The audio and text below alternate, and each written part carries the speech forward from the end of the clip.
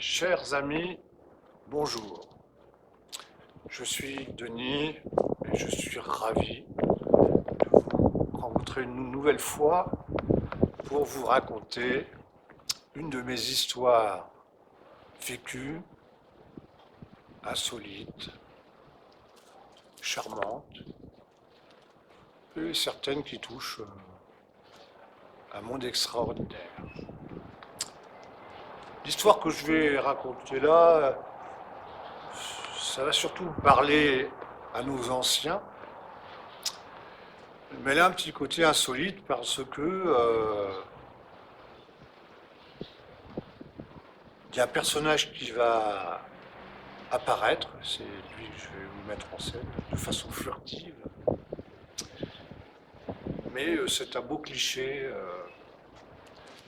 à une personne du monde rural qui vient d'une autre génération au-dessus de nous. Ça se passe dans la Sarthe.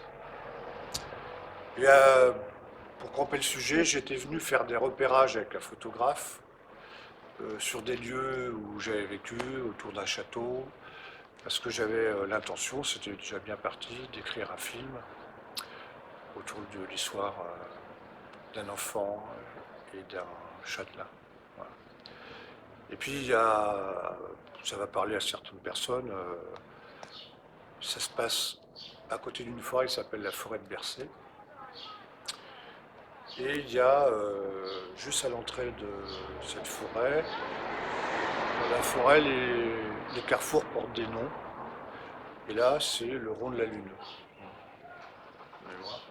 Donc on est venu photographier une croix, qui est pour moi une espèce d'accroche autour de laquelle ma mémoire peut se mettre en œuvre pour dérouler comme ça des épisodes intéressants pour être filmés un jour. Et notamment que cette croix, à un moment donné, elle était tombée, le pied était pourri. Et c'est assez rigolo, parce que quand j'étais gosse, il n'y avait plus que le pied de la croix. Et la croix avait été enlevée.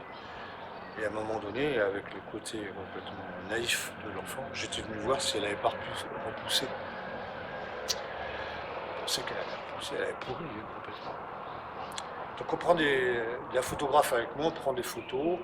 On est dans les années récentes, hein, on est en 2010, hein, 2012. Voilà.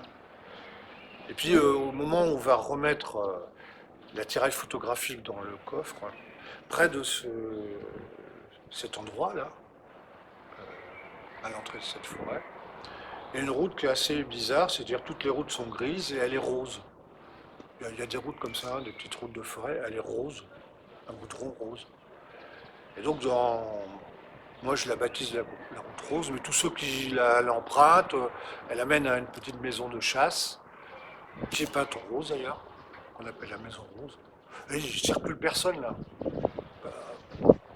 En plein après-midi, en lisière de forêt, comme dirait, je crois que c'est Florence Foresti, à Dunkerque, en pleine nuit, voilà, je ne vais pas plus loin. Et au moment de remettre l'appareil photo dans le coffre, je dis à un garçon qui m'accompagne, Luc, je dis, Luc, essayez de ressortir l'appareil photo, il y a quelque chose qui va se passer, il y a quelque chose, un autre temps. Enfin, je ne sais pas si je vais jusqu'au bout de lui dire ça, mais c'est trop tard. Luc a tout remballé, tout est rentré soigneusement, l'objectif, etc. Effectivement, on entend, comme dans une scène de cinéma, enfin, c'est en train de concrétiser un projet de cinéma. J'entends une mobilette arriver. Alors, pour les jeunes actuels, mobilette, je ne sais même plus si la marque existe, mais en tout cas, dans les années 60-70, cette mobilette, qui est la monture des gens qui se déplacent dans ce monde rural, on pourrait la dessiner. C'est une mobilette très lourde, grise, avec un volant magnétique, je crois, hein, qui fait un bruit, qui hoquette, je ne sais pas si ça se dit là, Il y a toujours aussi des petits bruits adjacents qui sont des petites bulles qu'il y a dans le carburateur. Donc la mobilette, comme ça, elle avance, elle s'arrête un peu, elle redémarre, etc. Et dans cet esprit-là, cette mobilette-là, elle est associée à des tas de trucs. Je ne sais pas pourquoi d'ailleurs, hein. Le personnage symbolique qui enfourche cette mobilette, souvent il a un casque. C'est pas l'intégrale, hein, c'est un casque un peu d'aviateur, comme il y avait dans les bandes dessinées, euh, jamais attaché, et souvent il n'y a plus qu'une languette. Voilà, un peu bleu-vert, une seule languette en cuir qui pendouille. Et cette mobilette, elle a aussi une sacoche, une seule sacoche, il n'y en a pas deux. La deuxième, ou a disparu, ou elle est sur une autre mobilette. Et cette sacoche, souvent, il y a deux tétons comme ça qui sont sur le porte-bagages, il y en a toujours un de cassé. Et le deuxième, il est rafistolé, enfin, la deuxième partie de la sacoche est tenue par un tendeur totalement effiloché qui est entouré auprès du porte-bagages.